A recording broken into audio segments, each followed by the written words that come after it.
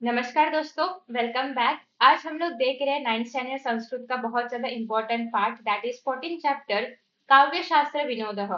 तो ये जो हमारा चैप्टर है ये दिया गया है कंठस्थी करनाटक के लिए, यानी कि आपको इसमें से जो भी श्लोक से उनको बाय हार्ट करना है। तो यहाँ पे हमें कुछ श्लोक्स दिए गए हैं।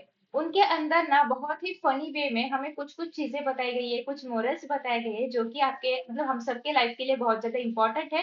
बट वो डायरेक्टली नहीं दिए गए हैं, कुछ फनी वेज में दिए जा चुके हैं।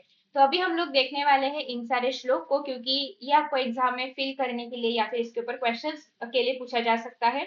So let us start with हमारा पहला श्लोक। यहाँ पे आपको कुछ रिडल्स भी दिखाई देंगे जिसके आंसर्स आपको फाइंड आउट करने हैं, क्योंकि वो छुपे हुए हैं, मतलब डायरेक्ट डायरेक्ट आपको श्लोक नहीं समझेगा। इसके अंदर उसके आंसर्स जो है वो छुपे हुए हैं, तो वो भी हम लोग फिगर आउट करेंगे कि एग्जैक्टली आंसर क्या है और किस तरीके से ये श्लोक का क्या क्या मीनिंग है। So let us start. सबसे पहला जो हमारा श्लोक है दैट इज साक्षरा विपरीताश्चेत् राक्षसा एव केवलम सरसो विपरीतोपि सरसत्वम न मुंचति। मतलब क्या? देखो, साक्षरा ये जो वर्ड है उसको अगर मैंने विपरीत लिखा, विपरीताश्चेत मतलब अगर मैंने उसको उल्टा करके लिखा, विपरीत करके लिखा, तो ये क्या बनेगा? देखो, राक्षसा मतलब साक्षरा को अगर मैंने उल्टा पढ़ा, एंड टू स्टार्ट पढ़ा, तो वो क्या मिलेगा? राक्षसा मिलेगा। मतलब इन्होंने ये बताया गया है कि अगर साक्षर लोग जो है वो, उनकी अगर मति घूम गई या फिर वो गुस्सा हो गए या फिर उन्होंने उल्टा बिहेव करना चालू किया, तो उनका बिहेवियर कैसा होगा? बिल्कुल राक्षसों की तरह उनका बिहेवियर होगा। मतलब यहाँ पे जिस तरह से साक्षरा को हम लोग उल्टा करने के बाद राक्षसा ये शब्द मिलता है, सिमिलरली अगर साक्षर लोगों ने अपना बिहेवियर उल्टा किया, मतलब यूजुअली जो वो जैसे बिहेव करते हैं उसके अपोजिट अगर वो बिहेव करने लगेंगे, तो वो बिल्कुल ही राक्षसों की तरह बिहेव करने लगेंगे। और उसी के साथ साथ सरसह, सरसो सरसह ये एक्चुअल शब्द है। तो सरसो विपरीतोपि सरसत्वम न मुंचति, बट अगर सरस इस शब्द को आपने उल्टा भी पढ़ा, मतलब सरस को उल्टा पढ़ा तो भी सरस ही आ रहा है।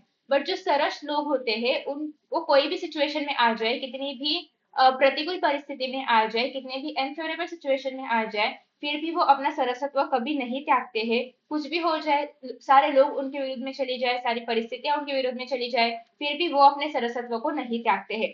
तो यहाँ पे यही बोला है कि साक्षरा साक्षर लोगों को लोगों का बिहेवियर चेंज हो सकता है, राक्षसों के जैसा हो सकता है। बट जो सरस व्यक्ति है, सरस मतलब क्या? जो व्यक्ति जिसका स्वभाव बहुत अच्छा है, जिसका नेचर बहुत अच्छा है। अक्सर हम लोग ना कंपैरिजन करते हैं कि जो सबसे ज्यादा पढ़ा लिखा हुआ है, दैट इज जिसका आईक्यू बहुत ज्यादा है, या फिर जिसका इमोशनल क्वोशंट ज्यादा है, जिसका बिहेवियर ज्यादा अच्छा है, जिसका इमोशंस को हैंडल करने का, बैलेंस करने की कैपेबिलिटी ज्यादा है, तो ये दोनों हमेशा कॉन्फ्लिक्ट में रहते हैं। तो जिनका आईक्यू ज्यादा है उनके पास हो सकता है कि इमोशनल क्वोशंट या फिर इमोशनल इंटेलिजेंस है वो कम है। तो इसके चलते हुए ना उनका कभी कभी बिहेवियर बहुत ज्यादा एक्सट्रीम हो जाता है, राक्षसों की तरह हो जाता है। बट जिनका इमोशनल इंटेलिजेंस अच्छा है, इमोशनल क्वोशंट अच्छा है, उनका बिहेवियर कभी भी बुरा नहीं होता है। तो ये सरस और साक्षर लोगों के बीच का डिफरेंस बताया गया है। फिर देखो, वृक्षाग्रवासी न च पक्षिराजः त्रिनेत्रधारी न च शूलपाणिः त्वग्वस्त्रधारी न च सिद्धयोगी जलम च बिभ्रन्न घटो न मेघः। मतलब ये एक प्रकार का रिडल है। यहाँ पे क्या बोला है? वृक्षाग्रवासी मतलब वृक्ष के ऊपर वो रहता है, बट वो पक्षीराज नहीं है, मतलब वो गरुड़ नहीं है। मतलब भले वो वृक्ष के अग्र पे, मतलब क्या बोलते हैं हम लोग, ब्रांच के एकदम इनिशियल पॉइंट पे रहते हैं ना, या फिर सबसे टॉप वाला जो ब्रांच होता है वहां पे रहते हैं, यूजुअली गरुड़ वहां पे रहते हैं। तो मतलब वृक्ष के अग्र पे रहते हैं बट वो गरुड़ नहीं है।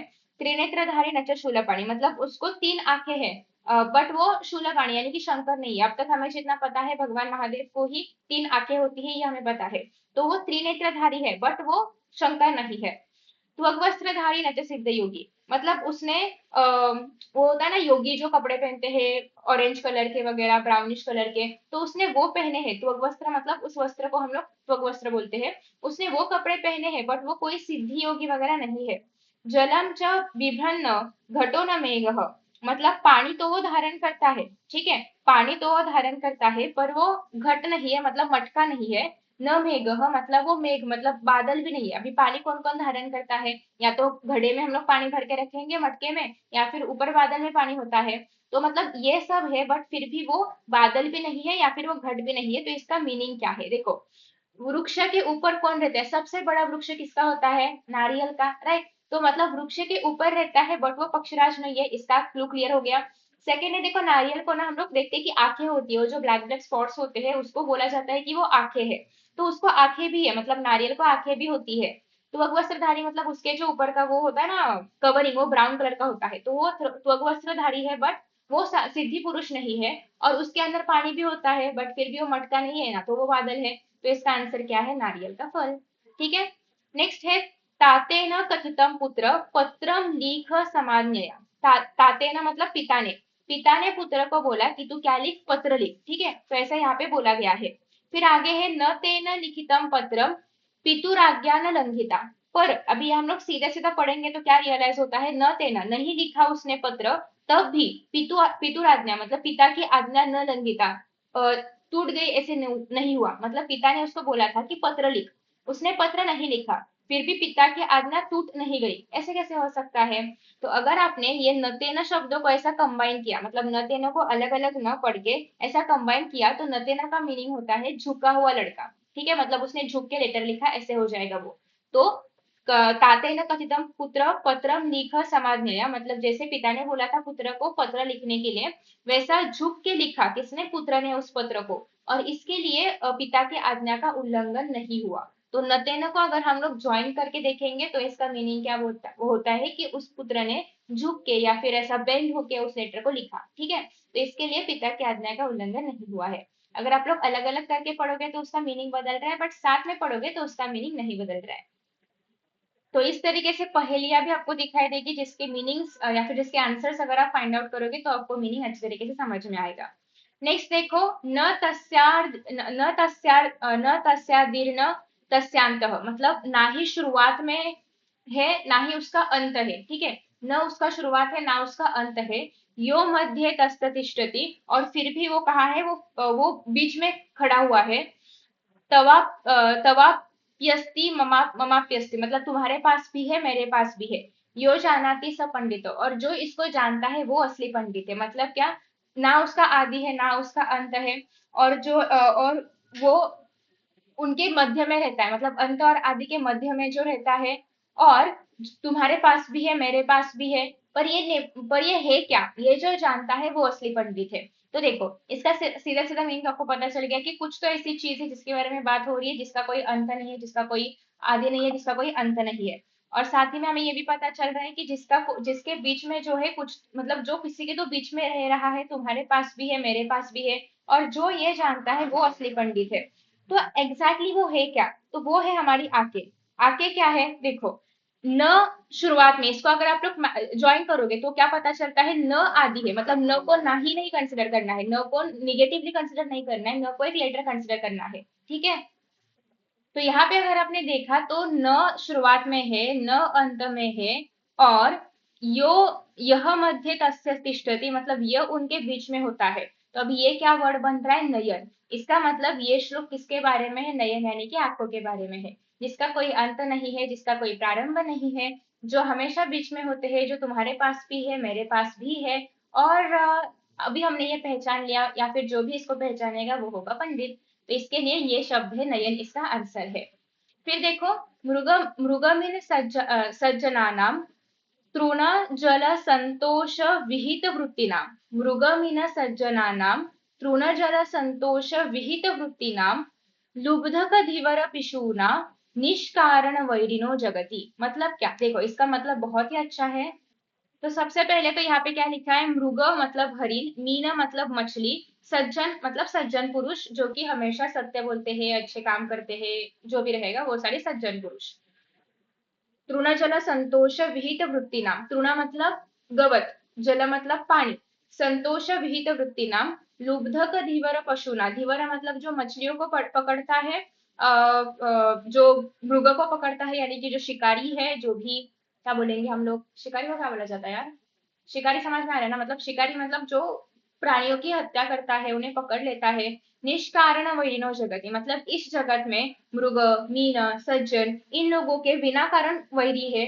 दैट इज धीवर हो या फिर वो शिकारी हो, ये सारे लोग बिना कारण उनके वैरी है। ठीक है, तो इस तरीके से हमने इस श्लोक का मीनिंग देखा है कि गवत पानी, गवत कौन खाता है? मृग। पानी किसके लिए? जल जीवन किसके लिए है? मृग के लिए। और संतोष किसके लिए अच्छा है? सज्जनों के लिए। तो इन सब में रहने वाले जो मृग, मीन और सज्जन है, उनके विनाकारण शत्रु है कौन? लुब्धक, धीवर, पिशुना, ये सारे उनके विनाकारण शत्रु है। ठीक है। गंगायाश्चल गंगायाश्चलतरे वारिणी प्रतिबिंबितम शोभते तारकायुक्तम शतचंद्रम नभस्थलम। मतलब यहाँ पे क्या बोला गया है देखो, कि गंगा याश्चल करे, मतलब गंगे का जो प्रवाह होता है या फिर जो भी पानी होता है, जो भी फ्लोटिंग वाटर होता है, वारिणी मतलब पानी, प्रतिबिंबितम उसके अंदर, उस प्रवाह के अंदर हमें प्रतिबिंब दिखाई देता है। किसका प्रतिबिंब दिखाई देता है? शोभते तारकायुक्तम शतचंद्रम नभस्थलम। और वहां पे हमें जो प्रतिबिंब दिखाई दे रहा है उस पानी में, तो वहां पे हमें ऐसा लग रहा है कि आकाश में बहुत सारे चंद्र है, क्योंकि एक ही चंद्र है, बट एक वेव में एक चंद्र, दूसरे वेव में फिर चंद्र दिखाई दे रहा है, तीसरे वेव में फिर चंद्र दिखाई दे रहा है, इसलिए बहुत सारे वेव्स में चंद्र दिखाई दे रहा है। सो इट्स लाइक कि आकाश में भी बहुत सारे चंद्र हो। तो इस तरीके से ये बताया गया है कि ऐसा लगता है कि आकाश में भी 100 से ज्यादा, शत चंद्र मतलब 100 से ज्यादा चंद्र हो, क्योंकि हर एक वेव में हमें चंद्र दिखाई दे रहा है। नेक्स्ट है यद वक्त्रम मुहुरीक्षसे न धनिना वृषे न चाटु मृषा नैशाम गर्व वचः श्रोषि न च ताण प्रत्याशया धावसी। मतलब देखो इसका, तो ये जो श्लोक है वो है मृग के ऊपर, यानी कि हरिण के ऊपर। यद वक्त्रम महुरीक्षसे न धनिनाम वृषे न चाटु मृषा। मतलब ऐसा बोला गया है, महु मतलब हर बार रिपीटेटिव आवृत्ति जिसको हम लोग कहते हैं। तो यहाँ पे ये बोला गया है कि जिस तरीके से तुझे जब भी भूख लगती है, मतलब हरिण को बोला जा रहा है या फिर भृग को बोला जा रहा है, कि जिस तरीके से जब तुझे भूख लगती है तब तू यद वक्त्रम महुरीक्ष से न धनी नाम, मतलब वो धनिकों के पास नहीं जाता है, हमेशा उनसे मीठी मीठी बातें नहीं करता है या फिर उनसे कुछ मिले इसकी अपेक्षा नहीं करता है। हम बोलते हैं ना उनके तलवे चाटना या फिर उनकी हांजी हांजी करना, समथिंग लाइक दैट, वो नहीं करता है। नेशाम गर्ववचः शृणोषि न च तान प्रत्याशया धावसी। और ना ही तू कुछ चीज पाने के लिए उनके पीछे भागता रहता है। इसके अलावा तू क्या करता है कि जो भी गवत मिले या जो भी मिल रहा है सादा खाना, वो ही खाकर तू अपना अपनी जो भूख है वो सेटिस्फाई कर लेता है, रादर देन कि किसी के पास जाके उनसे बातें करना या फिर उनसे कुछ मांग लेना। तो ये जो तुम्हारा बिहेवियर है या ये जो तुम्हारा सिंपल लाइफ है वो तुम्हें कैसे मिला या फिर तूने ये कैसे अचीव किया, इसके बारे में मुझे बता देना कि ये करने के लिए तूने कौन सी तपश्चर्या की थी, क्या क्या तपश्चर्या तूने इसके लिए किया था, कि तू किसी के पीछे दौड़ता नहीं है या फिर कुछ तुम्हें चाहिए या फिर लोगों को अच्छा दिखाने के लिए काम नहीं करता है, तो खुद के लिए काम करता है। ये सब बातें यहाँ पे बोलेगी कि इसके लिए तुमने कौन सा व्रत किया था वो मुझे बता दे। उसके बाद नेक्स्ट है काले बाल तृणानी खादसी परम निद्रासी निद्रागमे तन्मे ब्रूहि कुरंग पुत्र भवता किम नाम तप्तम तपह। मतलब क्या है देखो इसका मीनिंग, कि यहाँ पे ये बोला गया है कि काले बाल तृणानी, मतलब वही मैंने बोला कि जो भी बाल तृणानी मतलब जो भी कोवळ्याला काय म्हणतात रे हिंदी मध्ये, मतलब जो भी सॉफ्ट गवत होता है, जो भी अभी अभी आया हुआ गवत होता है, उसको तू खा लेता है, उसको खा के तू सो जाता है, रादर देन कहीं जाने के बजाय, किसके पीछे जाने के बजाय। ये जो तप है वो तू कहाँ से सीख के आया? तो ये जो पूरा श्लोक है उसका ये मीनिंग है। फिर से एक बार हम लोग देखते हैं। यहाँ पे ये बोला गया है या फिर मृग के बारे में ये बोला गया है कि तू कभी भी जो भी धनिक लोग हैं उनके पीछे नहीं पड़ता है, उनके लिए मीठी मीठी बातें नहीं बोलता है, या फिर मतलब क्या बोलते हैं हम लोग, अनचाही प्रशंसा नहीं करता है। और तो हमेशा क्या ट्राई करता है कि जो भी तुझे चाहिए वो तो खुद ले ले, या फिर जो भी भूख लगेगी तो वो घास तो खुद ले, इस तरीके से तो ट्राई करता है। तो ये जो तप के जैसा जीना है वो कहाँ से तूने सीखा, या फिर ये गुण तुझ में कहाँ से आए, ये सब यहाँ पे पूछा गया है। तो आई होप कि आपको ये पूरा श्लोक समझ में आ चुका होगा, पार्ट्स में देखा है हमने इसको। एंड ये पूरा काव्य शास्त्र विनोदः डन हो चुका है। इसके बाद भी चैप्टर्स हम लोग ने पहले से कर लिए थे, अभी हम लोग पीछे जा रहे हैं कि आपको पीछे वाले कौन से चैप्टर चाहिए वो हम लोग देखेंगे। तो यहाँ पे देखो बहुत सारे आपको दिखाई दे रहा होगा लेखन कौशल्यन, और इसके ऊपर भी वीडियो बनाना है कि नहीं वो बता दो। और फिर हम लोग